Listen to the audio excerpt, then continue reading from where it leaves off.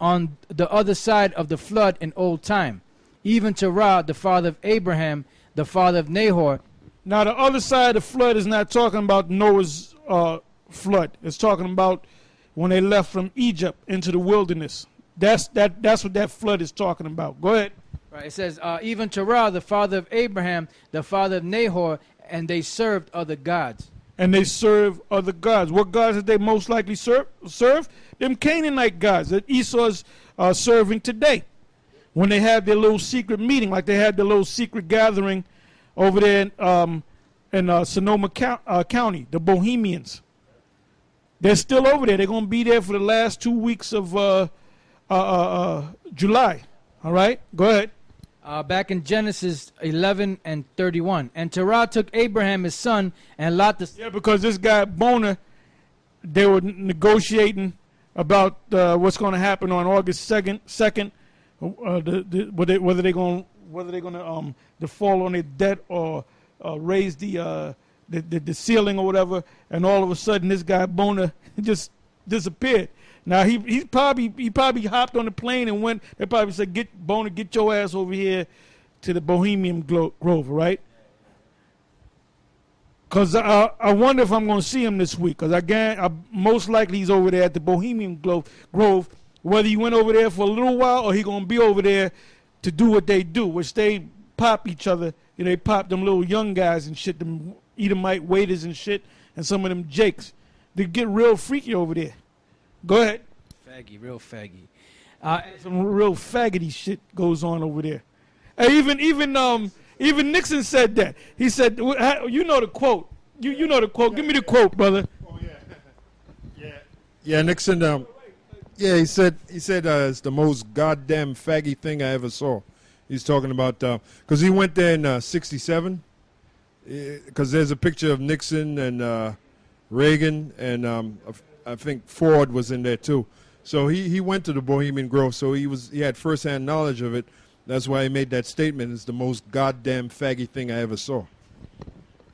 Yeah, Nixon had his own mind. Nixon wanted to do his own thing, man. That's why I forget what year it was. I believe it might have been 70, 71.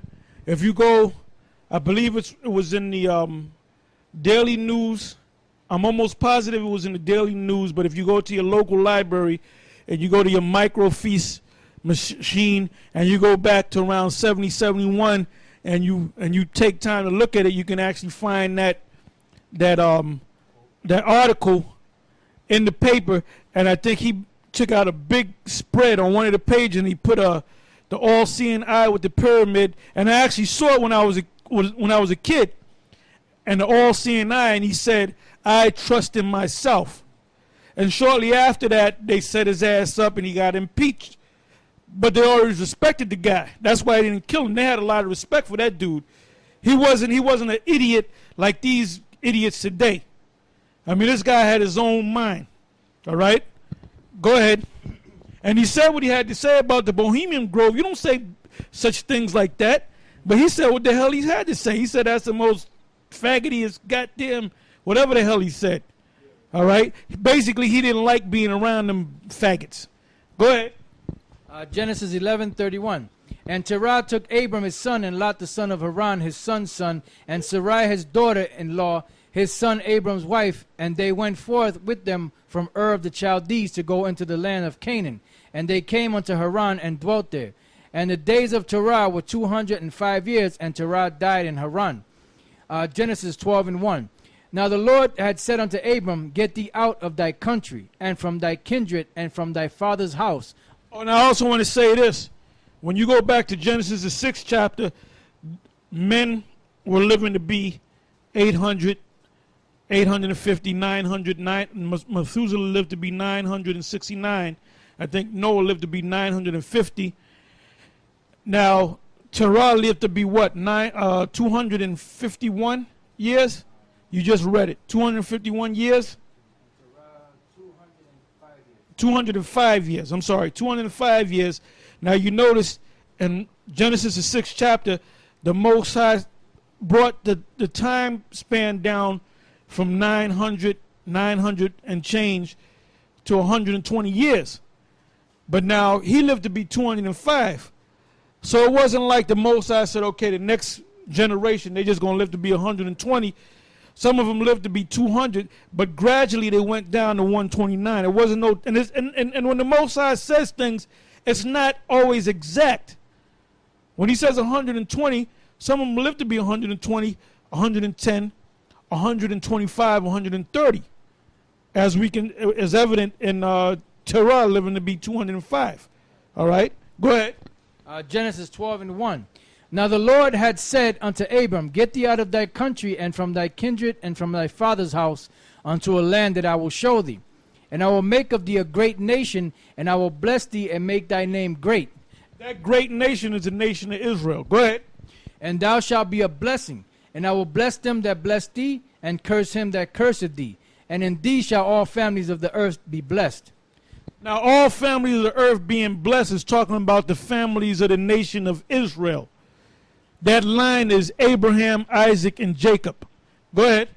It says, And so Abram departed as the Lord had spoken unto him, and Lot went with him, and Abram was 75 years old when he departed out of Haran. And Abram took Sarai his wife, and Lot his brother's son, and all their substance that they had together, and the souls that they had gotten in Haran. And they went forth to go into the land of Canaan, and into the land of Canaan they came. And Abraham passed through the land unto the place of Sychem, unto the plain of Moreh, and the Canaanite was then in the land. And the Lord appeared unto Abram and said, Unto thy seed will I give this land. And there builded he an altar unto the Lord who appeared unto him. Now why would the Lord give that land to the seed of Abraham when you had the Canaanites already there? Because when you go back to Genesis, the 6th chapter, and the 25th verse, it said, a servant of servants shall he be unto Shem. All right, so we were justified in taking that land because the Canaanites were our servants anyway. Go ahead. And he removed from thence unto a mountain on the east of Bethel, and pitched his tent, having Bethel. And by the way, the word Bethel means house of the power. Bayath Allah. Bayath meaning house, which is the second character of the ancient Hebrew, which looks like a tent with a hook going into the ground, and El meaning Allah, meaning power or God. Go ahead. And he removed from thence unto a mountain on the east of Bethel, and pitched his tent, having Bethel on the west and Hai on the east. And there he builded an altar unto the Lord, and called upon the name of the Lord. And because he knew the name of the Lord. Although the Lord had more than one title, he knew upon the name. He knew the name of the Lord. Now, when Moses came on the scene, he gave him the actual name of the Most High. This is my name. With all those different names that they called me, this is my actual name, which is Yahweh. Go ahead. And Abram journeyed, going on still toward the south. And there was a famine in the land. And Abram went down into Egypt to sojourn there, for the famine was grievous in the land. And it came to pass, when he was come near to enter into Egypt, that he said unto Sarai his wife, Behold now, I know that thou art a fair woman to look upon.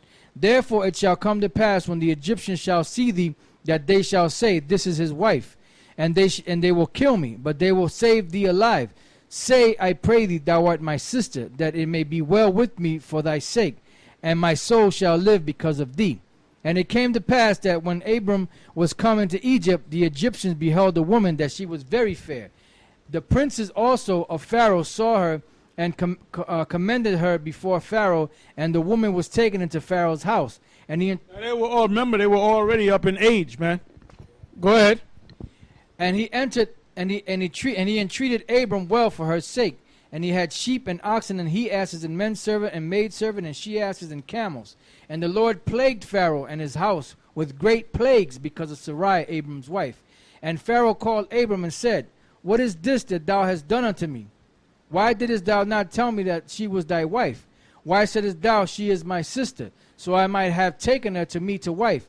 Now therefore, behold, thy wife, take her, and go thy way. And Pharaoh commanded his men concerning him, and they sent him away, and his wife, and all that he had.